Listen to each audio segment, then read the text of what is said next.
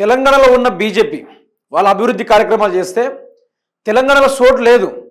వాళ్ళు తీసుకొచ్చిన పథకాలు, వాళ్ళు పెట్టిన అన్ని స్కీమ్స్ ఇంప్లిమెంటేషన్ అయిపోయి ఈరోజు ఎక్కడ కూడా గ్యాప్ లేని పరిస్థితిలో ఏర్పడిపోయింది. మొత్తం ఎక్కడ చూసిన అభివృద్ధి, ఇంత గ్యాప్ కూడా లేదు ఈరోజు బీజేపీ వాళ్ళు చేసింది. బీజేపీ వాళ్ళే అధికారంలోకి వస్తే ఎట్లా ఉంటుంది? ప్రెసిడెంట్ కూడా వాళ్ళు అధికారంలో ఉన్నారు కదా, మన తెలంగాణ రాష్ట్రంలో కొందరు ఎంపీలు ఉన్నారు కదా, మరి వాళ్ళను చూసి మనం నేర్చుకోవచ్చు కదా. బీజేపీ పార్టీ వస్తే ఎట్లా ఉంటుంది, వాళ్ళ పరిపాలన తీరు ఎట్లా ఉంటుంది, ఆగమైతున్న ప్రజలని ఏ విధంగా వాళ్ళు మాట్లాడతారో ఒక్కసారి. వాళ్ళ కిషన్ రెడ్డి గారు యూనియన్ కోల్ మినిస్టర్, ఆయన చేసిన పలు అభివృద్ధి కార్యక్రమాలు చూస్తే మైండ్ బ్లో అయిపోవాలి.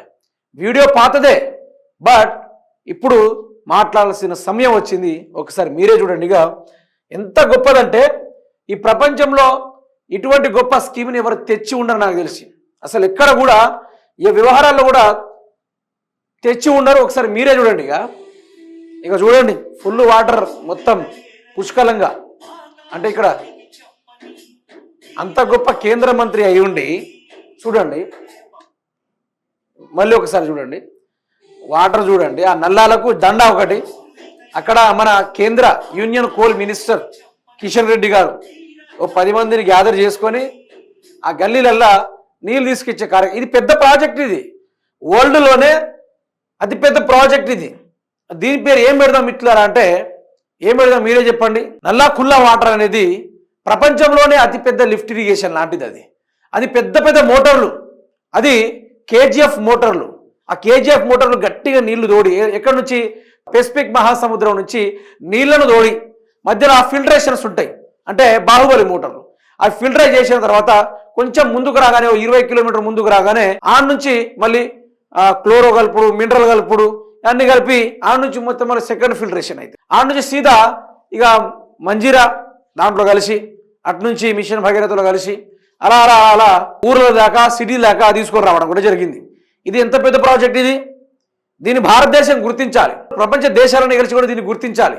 దీనికి వరల్డ్ స్థానంలోనే హోదానివ్వాలి, ఇటు భారతదేశంలోని జాతీయ హోదానివ్వాలి. అంటే ఆ యొక్క ఖుల్లా పుల్లా వాటర్ని, ఆ యొక్క గొప్ప ప్రాజెక్ట్ని వీళ్ళు ఇంప్లిమెంటేషన్ చేయాలి. కేసీఆర్ గారు కాళేశ్వరం తోటి మిషన్ భగీరథ అనేది పెద్ద ప్రాజెక్ట్ని ఇంప్లిమెంటేషన్ చేసి ఈరోజు కరెంటు లేని ప్లేసుల్లో కూడా ఆ యొక్క నల్లాలు పోతున్నాయి. ఆయన కూడా ఏనాడు కూడా ఆయనే నేను నీళ్ళు ఇచ్చినా, నేను నీళ్ళు ఇచ్చుకుంటున్నాను, ఎక్కడ డప్పు కొట్టలే. ఇట్లాంటి పనులు కూడా కేసీఆర్ ఎక్కడ చేసుకోలే. కేసీఆర్ పనులు ఫుల్గా ఉంటాయి, ప్రచారాలు తక్కువ ఉంటాయి. వీళ్ళట్లా కాదు, రేవంత్ రెడ్డి కానీ బీజేపీ వాళ్ళు కానీ వీళ్ళట్లా కాదు. చేసుడు గుండుసున్నే, ప్రచారం మాత్రం 100%. అయితే అర నల్లాలు పెట్టి, ఓ 10 రూపాయలు దండ పెట్టి, 2 కింద బిందెలు పెట్టి నీళ్ళు తిప్పి, రాకాసురుడిక లేడని భూమి నుంచి దిగి వచ్చే గంగని తీసుకొని వచ్చి హైదరాబాద్లో పోసిండని ఇక చాలే కదా అని అనుకున్న పాట పెట్టేసి ఈరోజు ఆ ప్రాజెక్ట్ గురించి వీరాల్సిన అవసరం ఉంది. బీజేపీ ఏం చేసింది రాష్ట్రానికి? బీజేపీ ఏం అభివృద్ధి చేసింది భారతదేశానికి? గత 11-12 సంవత్సరాలుగా చూస్తూ ఉన్నాం. ఏం అభివృద్ధి జరిగింది? ఏమనంటే మతం మాట్లాడుతూ ఉన్నారు, ఏమంటే టెర్రరిస్ట్ అంటా ఉన్నారు, పాకిస్తాన్ అంటా ఉన్నారు. అంతేగాని నరేంద్ర మోడీ చేసింది ఏంది ఒక్కటి చెప్పండి. నిన్న కేంద్రంలో ఒక కాంగ్రెస్ పార్టీ తరఫున ఒక ఎంపీ మాట్లాడడం కూడా జరిగింది. ఎంత చకాచక్యంగా మాట్లాడంటే పార్లమెంట్లో బ్రహ్మాండంగా. అతను మాట్లాడే మాటలకి అతని సభ్యత్వాన్ని రిజెక్ట్ చేసేసిర్రు. అంటే ఇప్పుడు ఒక సామాన్య కుటుంబం పింఛని కోసమైనా తమ్ము పెట్టాలి, రేషన్ కార్డుకు పోయినా తమ్ము పెట్టాలి, మిగతా వేరు వేరు విషయాల్లో ఏం చేయాలని కూడా తమ్ము పెట్టాలి. కానీ ఓట్ సిస్టమ్ టైంకి ఎందుకు తమ్ము పెట్టడం లేదు? ఇట్లా పెడితే దొంగలు ఈజీగా దొరికిపోతారు కదా, దొంగలు ఈజీగా దొరికిపోతారు, ఓట్ చోరీ అనేది బయట పడుతుంది కదా అనేది క్లారిటీగా చెప్పి పడేసిండు ఆయన. అలా మాట్లాడినందుకు అతను తీసేశారు. ఈ రాష్ట్రంలో ఉన్న ప్రతి ఒక్క ఎమ్మెల్యేలకు నెలకు 3,000 రూపాయలు ఖర్చు జస్ట్ ఫోన్కే. మిగతా సంవత్సరం పొడుగున 2 నుంచి 4 కోట్ల రూపాయలు తన మెయింటెనెన్స్కి మాత్రమే. అలా మాట్లాడినందుకు అతన్ని ఆ యొక్క పార్లమెంట్ సభ్యత్వాన్ని రిజెక్ట్ చేయడం కూడా జరిగింది, సస్పెండ్ చేసేసారు అతన్ని. మరి బీజేపీ గత 10-11 సంవత్సరాల నుంచి ఏం చేసి మిత్రులారంటే ఏం చేయలేదు. మతాల మధ్య పుల్లలు పెట్టడం తప్ప ఏది చేయలేదు, చెయ్యదు కూడా అంతే. ఇప్పుడు మన తెలంగాణ రాష్ట్రంలో ఉన్న బీజేపీ ఎంపీలను చూసుకోండి.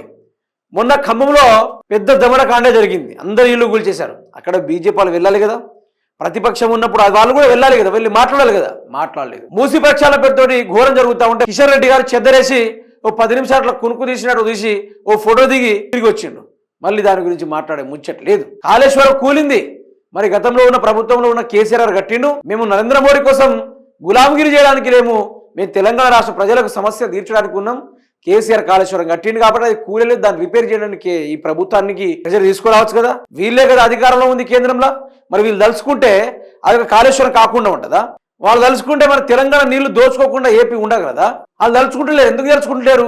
ఈరోజు కేంద్రం చెప్పిన నరేంద్ర మోడీ హామీలు ఎక్కడ అంటే, నరేంద్ర మోడీకి ఎవరైతే బీజేపీ వాళ్ళు ఓటేస్తారో వాళ్ళకి మాత్రమే పథకాలా, లేకుంటే మిగతా వాళ్ళకి పథకాలు లేదు. ఇప్పుడు కాంగ్రెస్ పార్టీలు ఏ విధంగా కాంగ్రెస్కే ఓటేసిన వాళ్ళకి పథకాలు ఇస్తా ఉన్నారో బీఆర్ఎస్ గట్ల చేయలే. బీజేపీ అని చూడలే, కాంగ్రెస్ అని చూడలే, బీఆర్ఎస్ అని చూడలే, అందరికి ఇచ్చిర్రు. వాళ్ళు ప్రజల్ని సమన్వయంగా చూసిర్రు. బీజేపీ ఇన్ కేసు అధికారంలోకి వస్తే పెద్ద చేసేది ఏం లేదు. కాంగ్రెస్ బీజేపీ దండ ఉత్తిగా దండ కాదు. ఈరోజు వీళ్ళే దోచుకునే చరిత్రను చూస్తే మీరు మతి పోవాల్సిందే. మీకు కొన్ని వేల కోట్ల రూపాయలు అద్దనంగా దోచుకుంటా ఉన్నారు. మాట్లాడితే మాత్రం కేసీఆర్ పేరు మీద నెట్టేస్తా ఉన్నారు. గీతీరుగా వీళ్ళు సంపాదించుకొని పోతున్నారు తప్ప ప్రజల కోసం ఎక్కడ చేసింది మనం ఉందని అడుగుతున్నా. ఇక్కడ ఉండదు. అందుకనే ఆ ప్రాజెక్టుకు ప్రపంచ స్థాయిలో హోదానివ్వాలి. అలా ఇస్తేనే ఆయన మరింత ఆలోచనతోటి, మరింత నైపుణ్యంతో కొత్త కట్టడాలు కట్టే అవకాశం అయితే ఉంటుంది.